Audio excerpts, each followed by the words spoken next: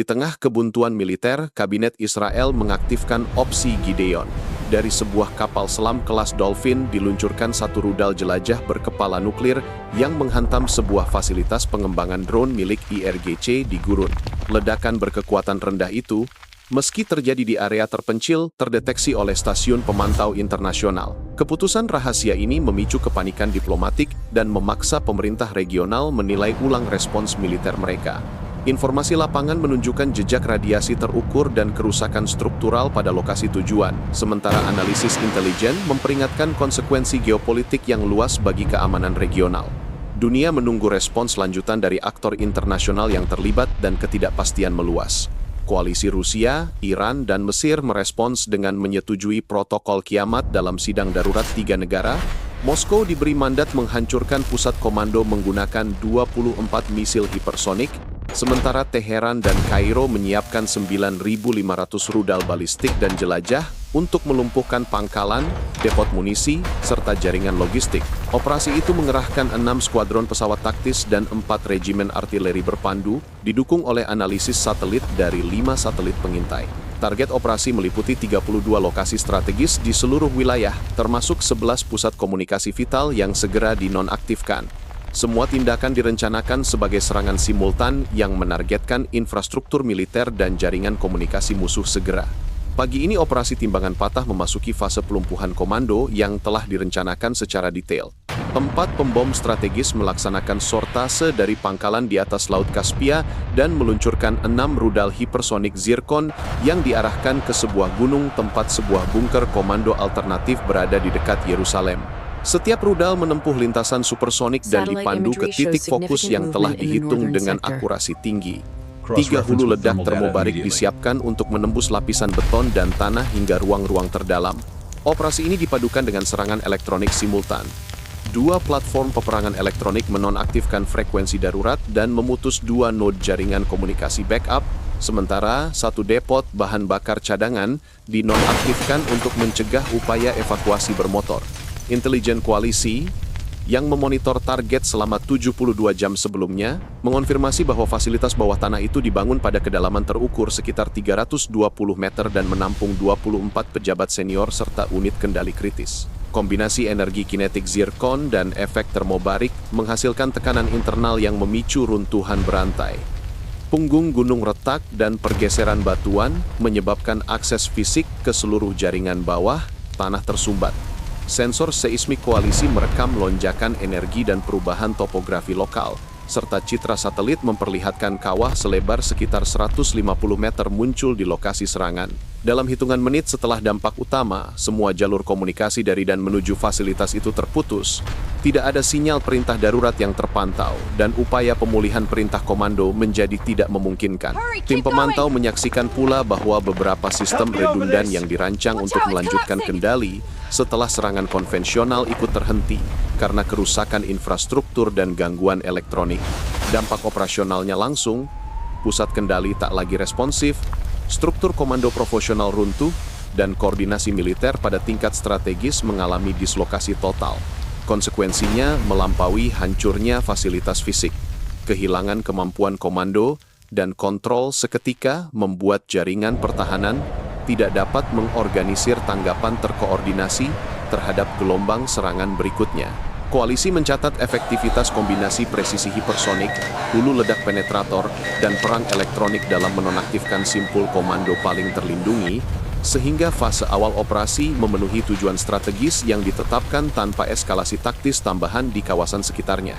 Dalam laporan lapangan yang dikompilasi dalam 12 jam pertama pasca serangan, drone pengintai mengidentifikasi tidak adanya aktivitas militer terkoordinasi di radius 50 km dari titik serangan, dan tim penilai memperkirakan bahwa pemulihan infrastruktur komando akan membutuhkan penjadwalan ulang operasional yang luas, serta bantuan teknis internasional jika diberi kesempatan. Para analis menaruh perhatian khusus pada fakta bahwa penghentian komunikasi berlangsung serentak pada semua frekuensi prioritas, yang menunjukkan keberhasilan penonaktifan cadangan kendali yang selama ini dianggap aman.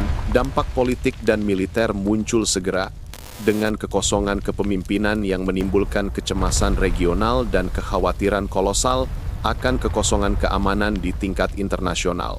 Kemampuan intelijen koalisi untuk menemukan seluruh fasilitas militer Israel mencapai tingkat penetrasi yang belum pernah terjadi sebelumnya.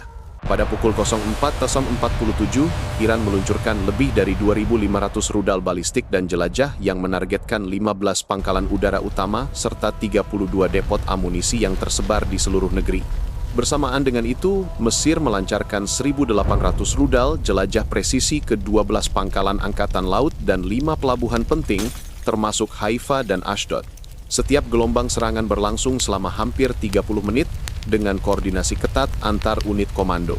Pangkalan Ramon dan Nevatim yang sebelumnya sedang diperbaiki akibat serangan awal hancur total, sementara barak-barak militer yang lebih kecil di Galilea dan Negev juga luluh lantak. Seluruh kapal tempur dan kapal pengangkut logistik yang tersisa di dermaga terbakar habis akibat serangan udara dan artileri presisi. Operasi gabungan ini tidak meninggalkan satupun pusat komando militer yang masih utuh. Radar dan sistem pertahanan udara canggih juga musnah, memutus jalur komunikasi internal. Dengan demikian, seluruh kapasitas tempur IDF di daratan Israel lumpuh secara simultan, meninggalkan negeri itu tanpa kemampuan operasional yang tersisa. Ini adalah operasi pembersihan militer dalam skala nasional yang melibatkan lebih dari 3.500 rudal balistik dan jelajah diluncurkan dalam 4 gelombang oleh pasukan Iran dan Mesir. Semua 15 pembangkit listrik utama di Israel, termasuk Negev dan Haifa, dihancurkan, memicu pemadaman total selama berhari-hari. Sebanyak 27 bendungan dan fasilitas pengolahan air sepanjang pantai Mediterania rusak, memutus suplai air untuk lebih dari 6 juta penduduk. Jalan tol utama sepanjang 420 km dan 32 jembatan kritis runtuh akibat serangan presisi, sementara 1.150 km jalur kereta api hancur, membuat transportasi darat lumpuh. Infrastruktur komunikasi ikut menjadi target. 148 menara telekomunikasi dan 23 pusat penyiaran nasional musnah, memutus seluruh jaringan komunikasi internal dan eksternal. Di pelabuhan Haifa dan Ashdod, 58 kapal dagang dan 12 kapal militer terbakar atau tenggelam. Dalam waktu kurang dari 75 menit, Israel, negara modern dengan 9,3 juta penduduk, berhenti berfungsi secara penuh, meninggalkan seluruh negeri dalam kegelapan, tanpa air bersih dan komunikasi yang putus total. Dengan negara yang gelap, gulita, tanpa air, masyarakat Israel langsung terjerumus ke dalam kekacauan total. Sekitar 9 juta penduduk menghadapi krisis pangan, karena 4.500 toko bahan makanan dan 1.200 apotek hancur atau dijarah dalam 48 jam pertama setelah serangan. Jalan raya utama sepanjang 2.100 km dan 17 jembatan vital rusak parah akibat gelombang rudal balistik, sehingga ribuan kendaraan evakuasi macet di jalanan. Pasokan air bersih yang bergantung pada 12 instalasi pengolahan air di sepanjang pesisir Mediterania lenyap, memaksa jutaan warga menunggu antrean di sumber air sementara yang terbatas. Fasilitas rumah sakit, termasuk 36 rumah sakit utama, lumpuh karena listrik padam total, meninggalkan lebih dari 75.000 pasien dalam kondisi kritis tanpa perawatan medis. Penularan penyakit seperti kolera dan tifus meningkat drastis, diperkirakan lebih dari 220.000 orang terdampak langsung, sekitar 60.000 personel keamanan lokal yang tersisa tidak mampu mengendalikan situasi, menyebabkan kerusuhan antara kelompok warga untuk merebut sumber daya. Anak-anak dan lansia menjadi korban paling rentan, sementara lebih dari 18.000 orang tewas akibat penjarahan, bentrokan, dan kondisi darurat di jalanan. Kekacauan ini menandai krisis kemanusiaan terbesar di Israel sejak era modern.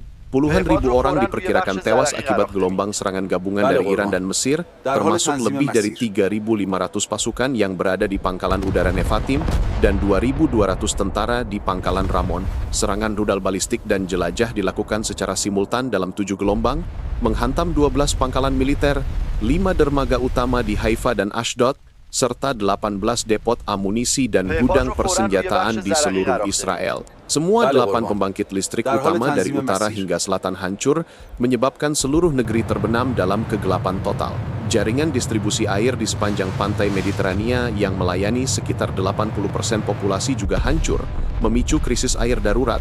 Jalan raya, jembatan, dan jalur kereta api di 10 provinsi rusak parah sehingga mobilisasi militer dan evakuasi sipil terhenti. pusat komunikasi dan menara telekomunikasi di Tel Aviv, Haifa, dan Yerusalem dihancurkan, memutuskan seluruh konektivitas nasional. Dalam waktu kurang dari 1 jam, Israel sebagai negara modern berhenti berfungsi. Dengan militer, administrasi sipil, dan layanan darurat lumpuh total. Di Washington, pejabat AS hanya mampu mengeluarkan pernyataan kecaman karena intervensi militer akan memicu konflik langsung dengan Rusia, Iran, dan Mesir. Di Eropa, para pemimpin menyampaikan seruan penghentian kekerasan yang tidak memiliki efek praktis, sementara Dewan Keamanan PBB tidak mengambil tindakan apapun karena Rusia memegang hak veto.